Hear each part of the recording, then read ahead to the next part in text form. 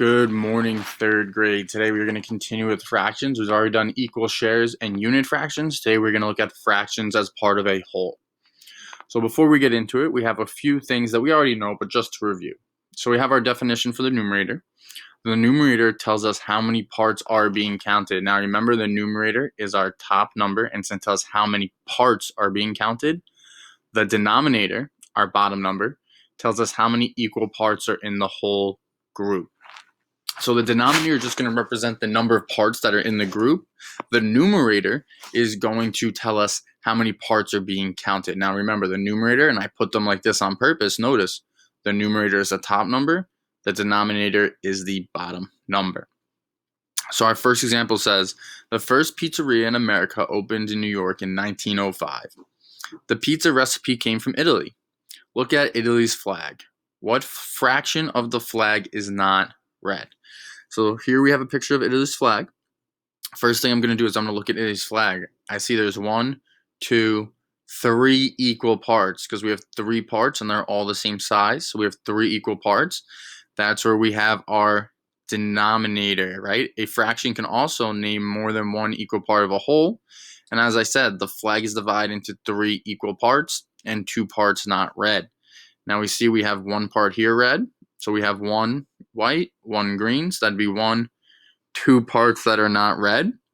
And the way we write it as a fraction, our denominator tells us how many equal parts in the whole group. So we have 1, 2, 3. Our denominator, our bottom number will be 3. And then the numerator tells us how many parts are being counted. And we were asked what fraction of the flag is not red. Not is a very important word because we're counting the colors that are not red. We have 1, 2 out of the 3 colors are not red. So our numerator becomes 2 because we are counting 2 colors, green and white, or rather counting 2 colors that are not red. 1, 2. So our fraction will be 2/3, 2 over 3. Now another example problem that we're going to see, we're going to have to write the fraction in words and in numbers to name the shaded part. So write the fraction that names each part. Write the fraction in words and in numbers to name the shaded part. So first I'm going to look and I'm going to figure out how many equal parts do I have? I have 1, 2, 3, 4, 5, 6, 7, 8 equal parts. So now I know I'm talking about eighths. Right? I have 8 equal parts. Now, eighths. I'm talking about 8 equal parts. Now, I need to write in fraction in words and in numbers to name the shaded part.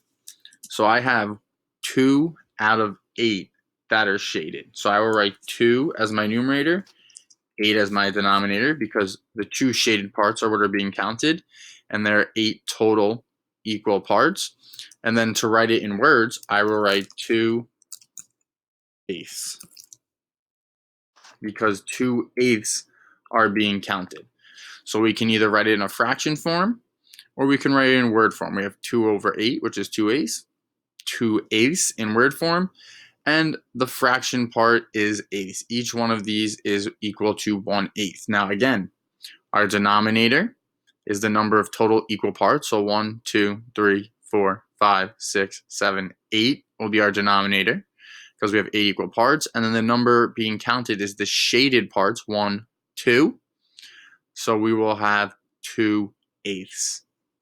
Now, if you scroll down to your classwork, you'll see the same thing.